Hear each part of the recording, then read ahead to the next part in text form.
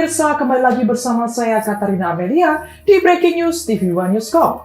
Pemirsa, serangan pemukim ilegal Israel terhadap gereja St. George di Taipei, tepi barat, memicu kecaman internasional dan menyoroti bahwa kekerasan dalam proyek pendudukan Israel tak hanya menyasar umat muslim, tetapi juga komunitas Kristen Palestina yang telah lama hidup damai di wilayah tersebut.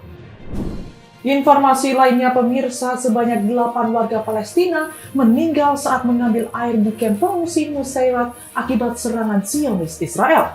Militer Israel menyebut serangan itu meleset dari target akibat malfungsi sistem.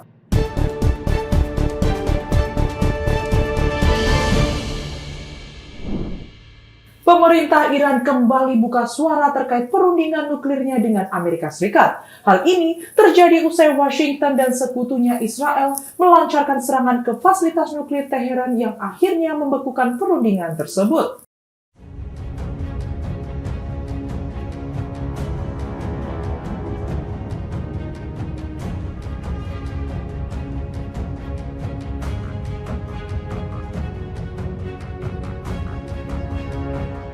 Pemerintah Iran kembali buka suara terkait perundingan nuklirnya dengan Amerika Serikat.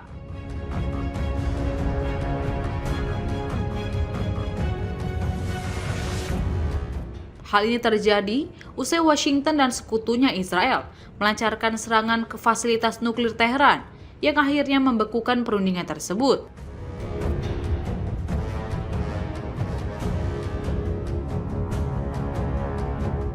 Dalam sebuah pernyataan, Menteri Luar Negeri Iran Abbas Araghchi mengatakan bahwa Iran selalu siap di masa depan untuk perundingan mengenai program nuklirnya.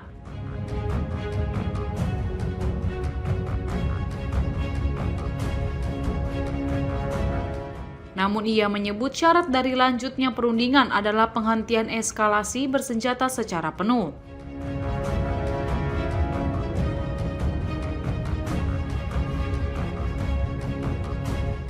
Araghchi mengatakan, berdasarkan hukum Iran, negaranya akan menanggapi permintaan kerjasama badan tersebut kasus per kasus berdasarkan kepentingan.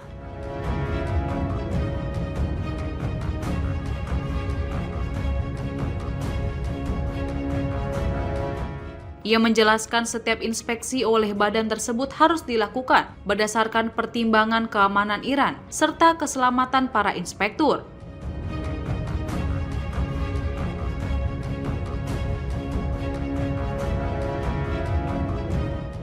Sebab ini menyangkut dampak serangan yang dilancarkan Amerika Serikat dan Israel beberapa waktu lalu.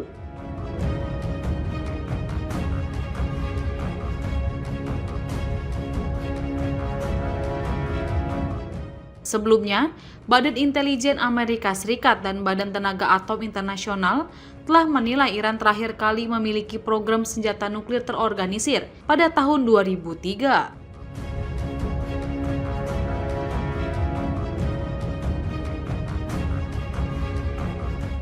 Kendati demikian, saat ini Teheran telah memperkaya uranium hingga 60%, sebuah langkah teknis yang singkat dari tingkat pengayaan uranium tingkat senjata sebesar 90%.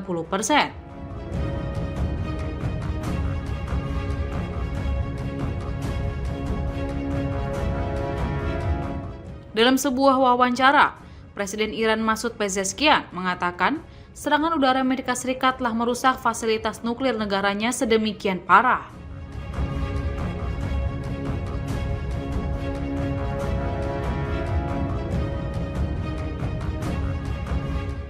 Hal ini bahkan membuat otoritas Iran masih belum dapat mengaksesnya untuk meninjau kerusakan tersebut.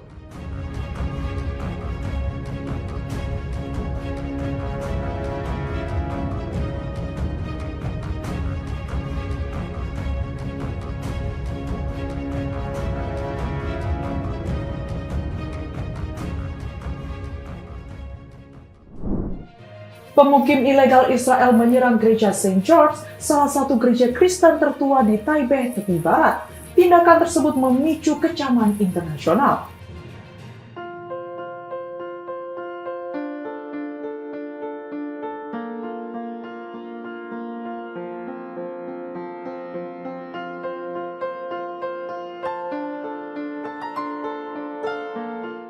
Tindakan kekerasan pemukim ilegal Israel kembali menuai kecaman setelah serangan terhadap gereja Saint George, salah satu gereja Kristen tertua di kota Taipei, tepi barat.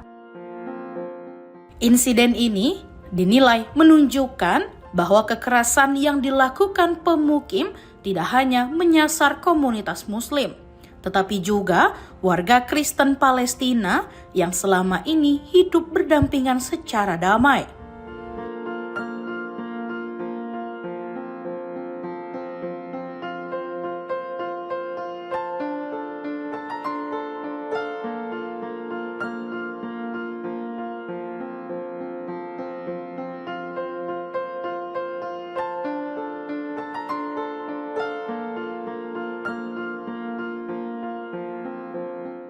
Gereja yang dibangun pada abad ke-5 dan dipugar pada abad ke-9 itu mengalami kerusakan serius setelah beberapa kali dinding luarnya dibakar. Ladang pertanian di sekitarnya turut dirusak dan pohon zaitun milik warga dibakar. Seorang pemukim bersenjata disebut kerap mengembalakan ternaknya di atas lahan penduduk, merusak tanaman dan memicu ketegangan. Aksi tersebut menjadi perhatian internasional setelah lebih dari 20 perwakilan negara termasuk dari Uni Eropa, Rusia, Inggris, Cina, Jepang, hingga Australia dan Kanada mengunjungi lokasi pada Senin 14 Juli 2025. Mereka menyatakan keprihatinan atas perusakan tempat ibadah dan menyebutnya sebagai pelanggaran terhadap situs keagamaan.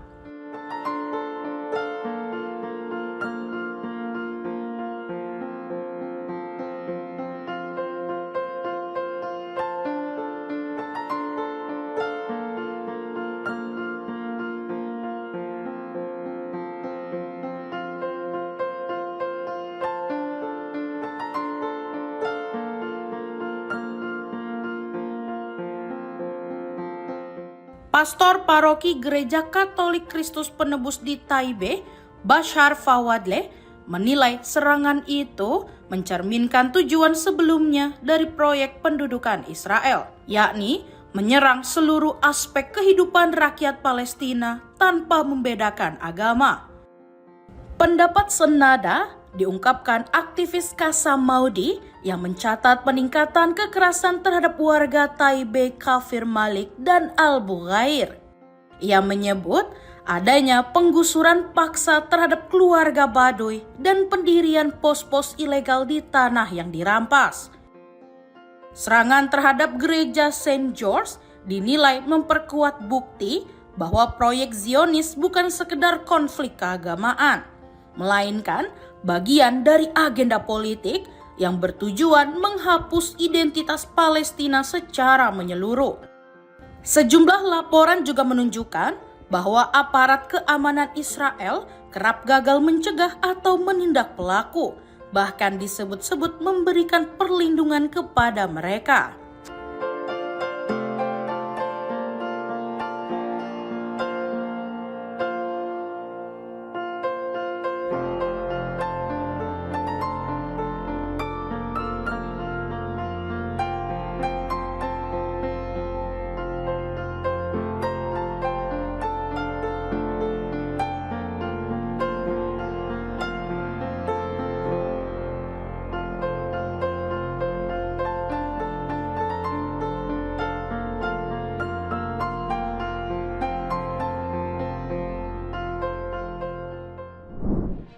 Militer Israel dilaporkan menghadapi lonjakan kasus prajurit yang mengakhiri hidupnya di tengah tekanan psikologis dan fisik akibat perang berkepanjangan di jalur Gaza yang telah berlangsung sejak Oktober 2023. Data terbaru menunjukkan peningkatan signifikan dibanding tahun-tahun sebelumnya yang memicu kekhawatiran serius terkait dampak mental dari konflik yang masih terus berlanjut.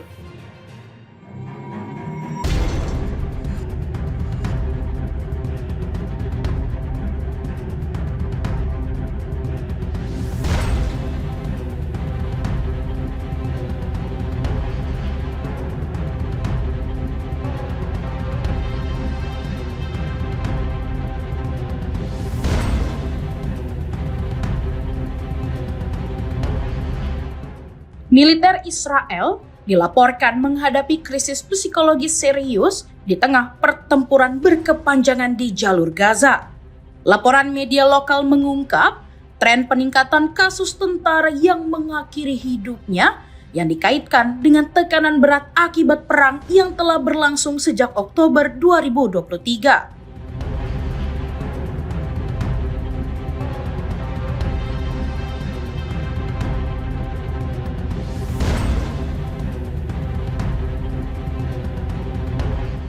Mengutip data militer yang dirilis situs Wala Israel, sebanyak 38 tentara dilaporkan mengakhiri hidup pada 2024. 28 diantaranya terjadi setelah dimulainya operasi militer besar-besaran di Gaza. Angka ini melonjak tajam dibandingkan tahun 2022 yang mencatat 14 kasus dan hanya 11 pada 2011.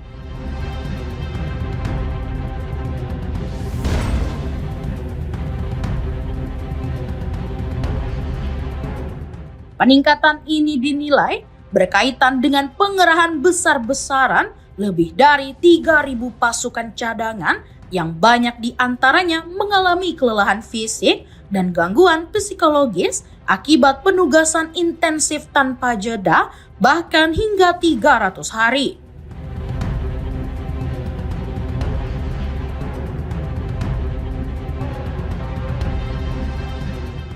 Sumber dari Divisi Sumber Daya Manusia Militer menyebut bahwa tindakan mengakhiri hidup kini menjadi penyebab kematian terbesar kedua di kalangan tentara setelah korban pertempuran. Pada 2023, militer mencatat 558 kematian, termasuk 17 kasus prajurit yang mengakhiri hidup.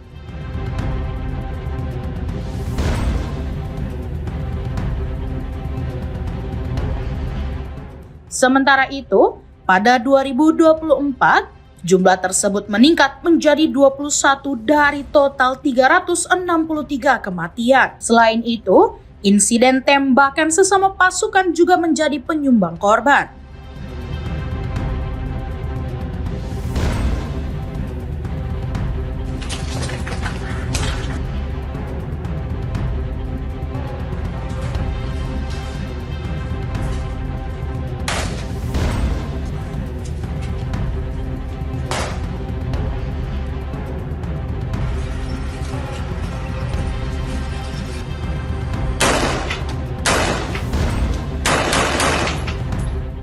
Radio tentara Israel melaporkan bahwa 31 tentara tewas akibat salah tembak selama invasi darat ke Gaza sejak 27 Oktober 2023. Total kematian akibat insiden operasional mencapai 72 orang atau sekitar 16% dari total 440 korban di jalur darat.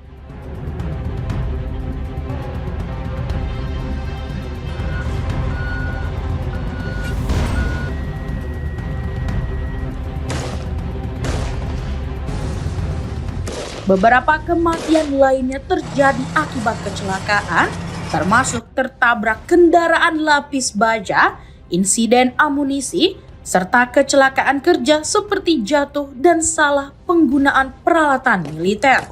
Data militer mencatat, sejak pecahnya perang pada 7 Oktober 2023, sebanyak 882 tentara Israel tewas dan 6.032 lainnya mengalami luka. Di sisi lain, Israel terus melanjutkan operasi militer di Gaza meski ada tekanan internasional untuk gencatan senjata.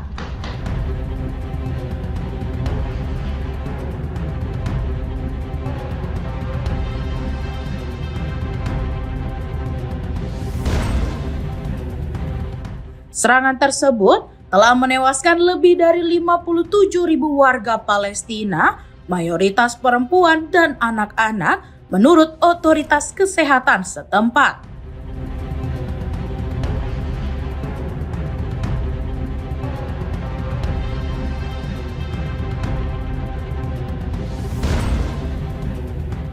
Mahkamah Pidana Internasional telah mengeluarkan surat perintah penangkapan bagi Perdana Menteri Israel Benjamin Netanyahu dan mantan Menteri Pertahanan Yoav Gallant atas dugaan kejahatan perang dan kemanusiaan di Gaza. Selain itu, Israel tengah menghadapi proses hukum atas tuduhan genosida di Mahkamah Internasional.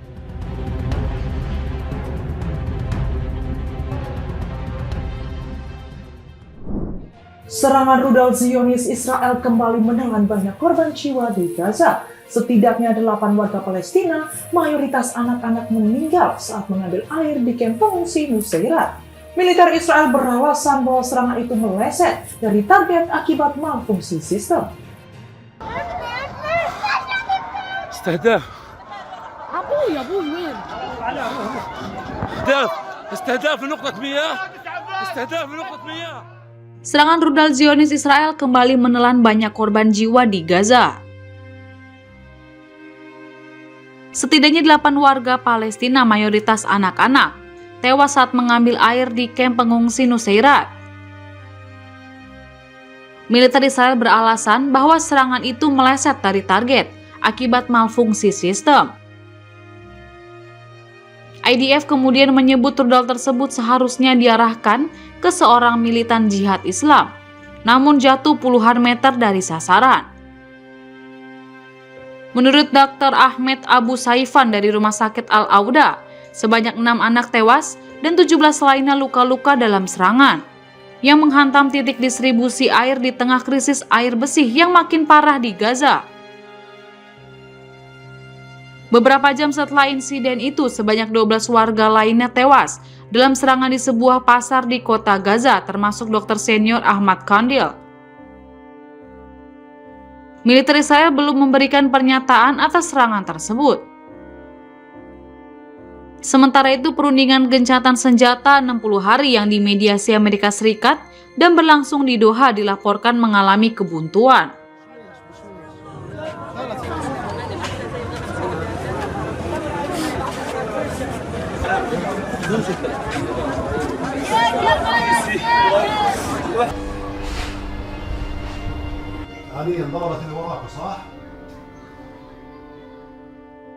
Sumber diplomatik Palestina menyebut usulan Israel yang mempertahankan kontrol atas 40% wilayah Gaza, termasuk seluruh Rafah, ditolak oleh Hamas. Di sisi lain, Perdana Menteri Israel Benjamin Netanyahu mengatakan pembebasan semua sandera penghancuran Hamas dan jaminan keamanan jangka panjang tetap menjadi syarat mutlak bagi Israel. Pemerintah Israel juga tengah membahas rencana kontroversial untuk memindahkan ratusan ribu warga Gaza ke Rafah. Namun, banyak pihak menilai rencana ini sebagai bentuk pemindahan paksa yang melanggar hukum internasional. Kementerian Kesehatan Gaza saat ini mencatat lebih dari 58.000 korban jiwa sejak perang Israel dan Hamas meletus pada Oktober 2023. Juru bicara Kementerian Luar Negeri Ismail Baghaei memperingatkan Iran akan memberikan respons yang proporsional dan tepat jika Prancis, Inggris, dan Jerman yang secara kolektif dikenal sebagai E3 mengancam akan menerapkan kembali sanksi internasional atas aktivitas nuklir Iran.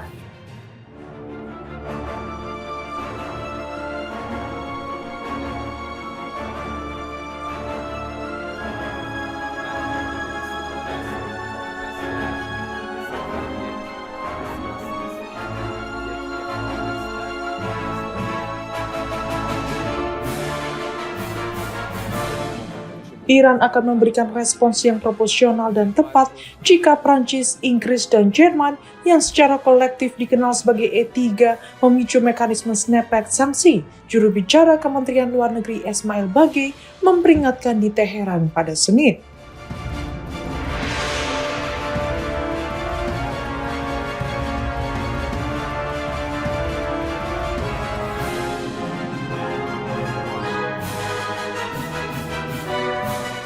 Peringatan tersebut yang disampaikan Baghaei dalam konferensi pers mingguan muncul setelah E3 mengancam akan menerapkan kembali sanksi internasional atas aktivitas nuklir Iran.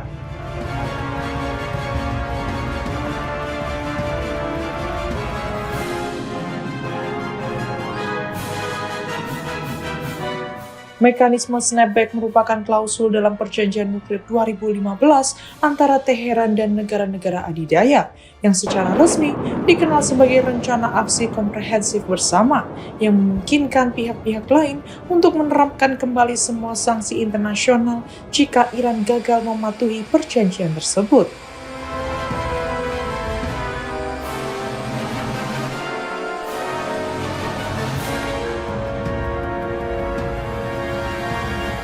Mengecam ancaman E3 sebagai sesuatu yang bermotif politik dan tidak memiliki dasar hukum dan moral, Bagei mengatakan Iran masih menganggap dirinya sebagai anggota perjanjian nuklir dan berkurangnya kepatuhan Iran disebabkan oleh pelanggaran mencolok oleh Amerika Serikat dan beberapa negara penandatanganan lainnya.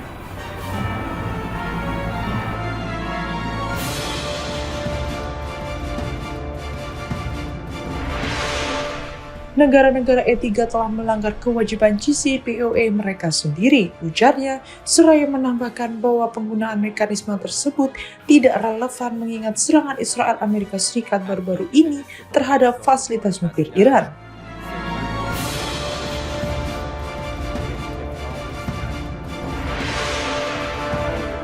Bagei mengesampingkan kemungkinan dimulainya kembali perundingan nuklir antara Iran dan Amerika Serikat hingga efektivitas diplomasi dan proses negosiasi terjamin.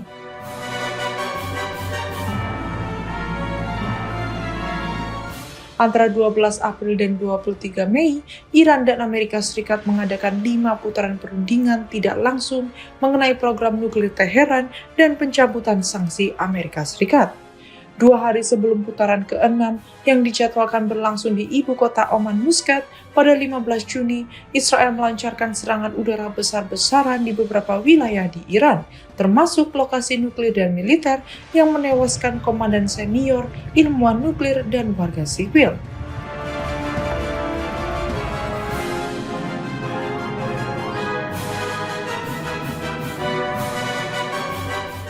Iran merespons dengan beberapa gelombang serangan rudal dan pesawat tak berawak terhadap Israel. Pada 22 Juni, pasukan Amerika Serikat mengebom 3 fasilitas nuklir Iran, Natanz, Fordo, dan Isfahan. Sebagai balasan, Iran menyerang pangkalan udara Al-Udeid Amerika Serikat di Qatar.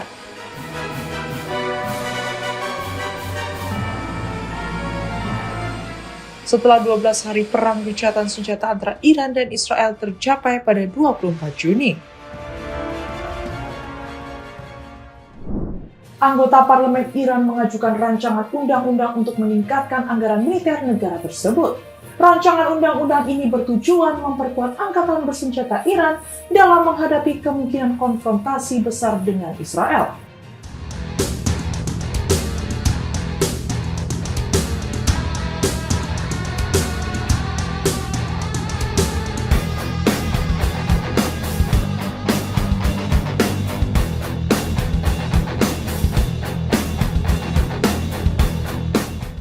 Anggota parlemen Iran mengajukan rancangan undang-undang untuk meningkatkan anggaran militer negara tersebut.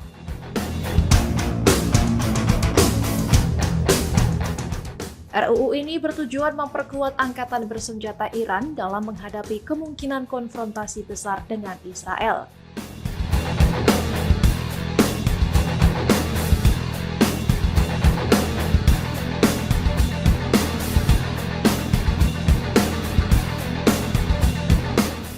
Komite Keamanan Nasional dan Kebijakan Luar Negeri Parlemen menyetujui garis besar undang-undang itu pada hari Minggu.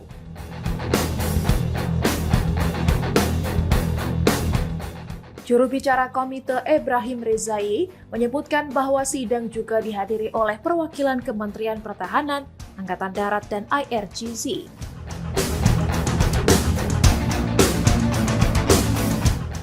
RUU ini disponsori oleh anggota parlemen dari Teheran, Ali Kezrian, dan didukung oleh 120 anggota parlemen lainnya.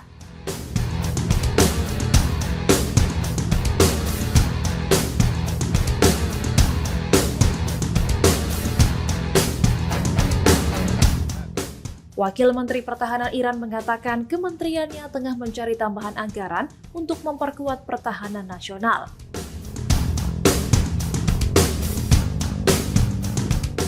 Pengajuan RUU ini merupakan respons terhadap agresi militer Israel selama 12 hari pada bulan lalu.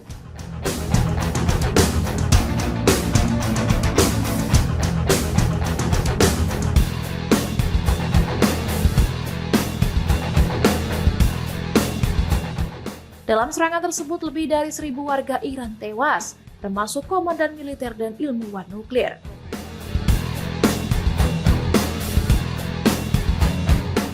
Sebagai balasan, Iran meluncurkan operasi True Promise 3 yang mengancam sejumlah fasilitas penting di Israel.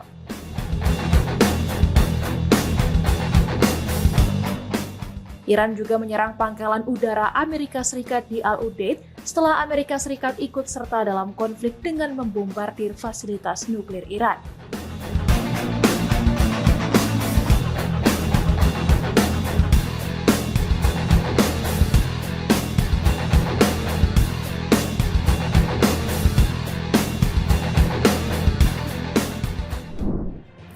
Israel melancarkan serangan udara ke wilayah Swedia, Suriah di tengah konflik sengit antara suku Baduy Arab dan komunitas Druze.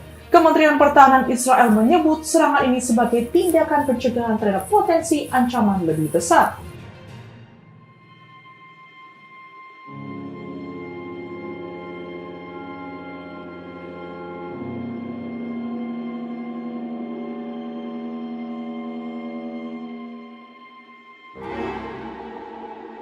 להשלים ולהעמיק את הפגיעה באתרי הגרעין, באתרי ייצור הרקטות. Israel melancarkan serangan udara ke wilayah Sweida, Suriah di tengah konflik sengit antara suku Baduy Arab dan komunitas Druze.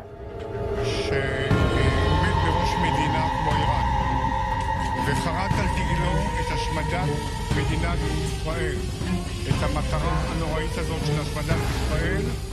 Juru bicara militer Israel Avichai Adrai mengonfirmasi bahwa pasukannya menggempur sejumlah tank di wilayah selatan Suriah.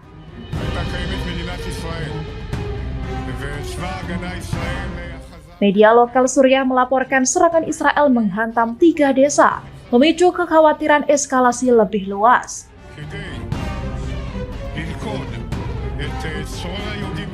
Kementerian Pertahanan Israel menyebut serangan ini sebagai tindakan pencegahan terhadap potensi ancaman lebih besar.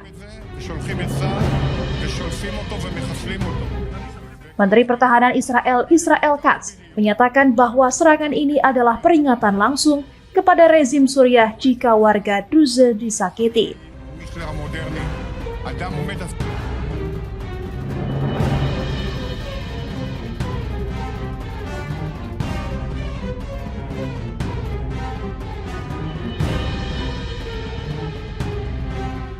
Komunitas Druze memiliki hubungan lama dengan Israel, bahkan ikut berperang di pihak Yahudi sejak konflik 1948.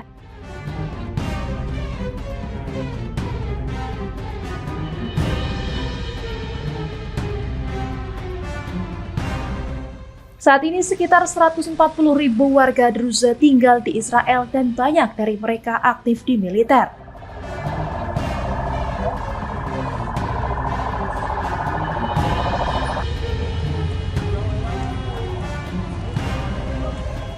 Bentrokan antara Baduy dan Druze pecah setelah pedagang sayur Druze ditangkap oleh kelompok Baduy di Jalan Sweida, Damaskus.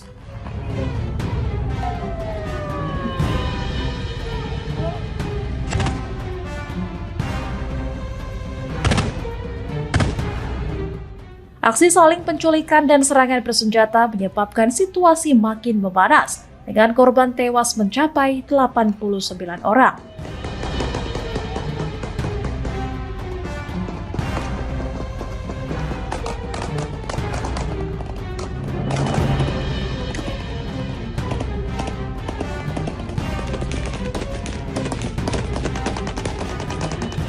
Pemerintah sementara Suriah pimpinan Ahmad al-Shara kembali diuji setelah sebelumnya berjanji membawa perdamaian usai menggulingkan Bashar al-Assad. Iran menyatakan siap menghadapi perang berkepanjangan dengan Israel bahkan hingga 1 dekade. Pernyataan ini disampaikan Wakil Kepala Staf Angkatan Bersenjata Iran, Mohammad Reza Garai Ashtiani, yang menegaskan kesiapan logistik dan semangat tempur militer negaranya dalam menghadapi konflik jangka panjang.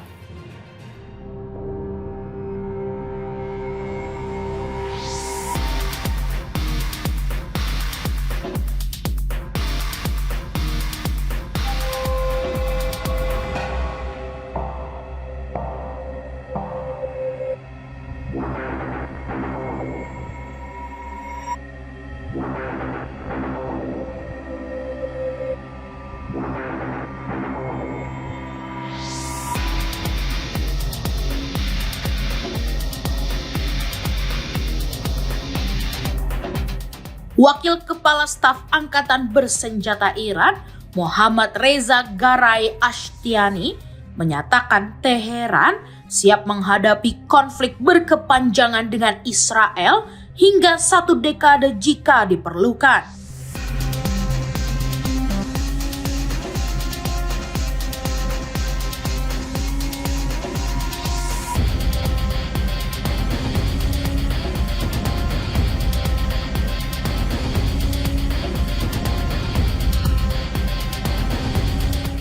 Dalam pernyataan yang dikutip media lokal, ia menegaskan bahwa militer Iran memiliki persediaan logistik dan semangat tempur yang cukup untuk meladeni perang jangka panjang.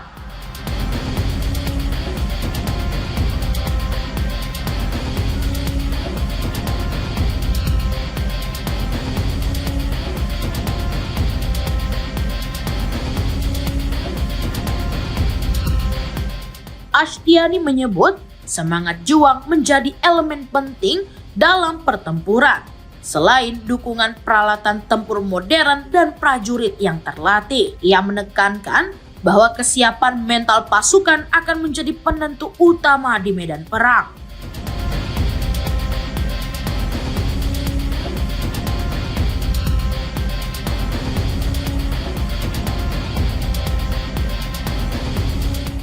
Pernyataan tersebut muncul usai perang 12 hari antara Iran dan Israel pada Juni lalu, yang semakin memanaskan hubungan Teheran dengan Tel Aviv dan Washington.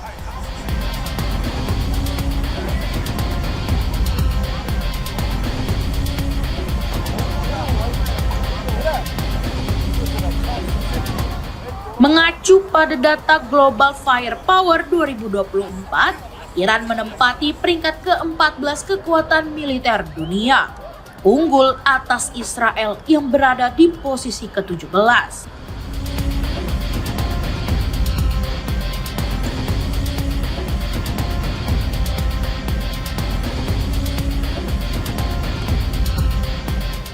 Iran mendominasi 6 dari 8 kategori, termasuk jumlah personel aktif, kekuatan darat, kekuatan laut, logistik, serta dukungan sumber daya dan finansial.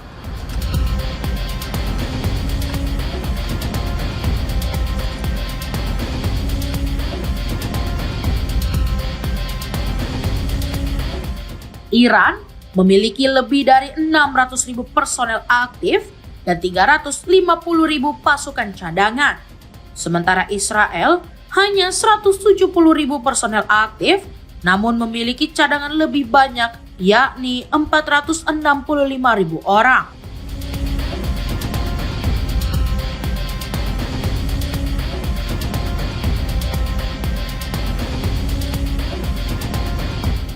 Dalam hal persenjataan darat, Iran mengungguli Israel dengan hampir 2.000 tank dan lebih dari 65.000 kendaraan lapis baja.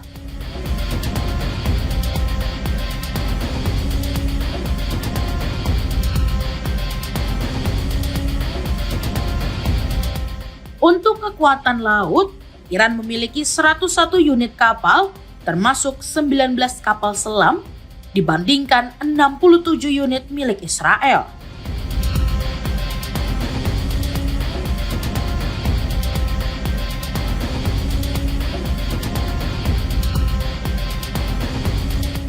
Meski tertinggal secara teknologi, terutama dalam sistem pertahanan udara, Iran terus mengembangkan rudal balistik dan drone.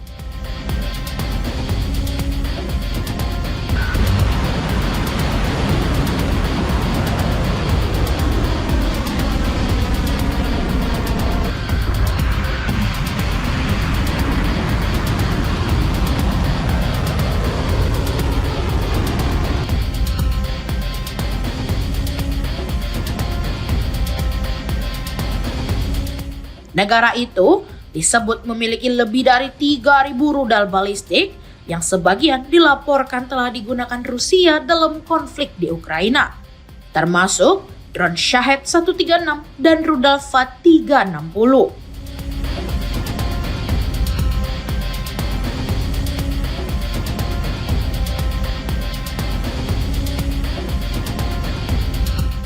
Di sisi lain, Israel masih lebih unggul dalam kemampuan udara dan teknologi pertahanan seperti sistem Arrow, David Sling, dan drone Guard.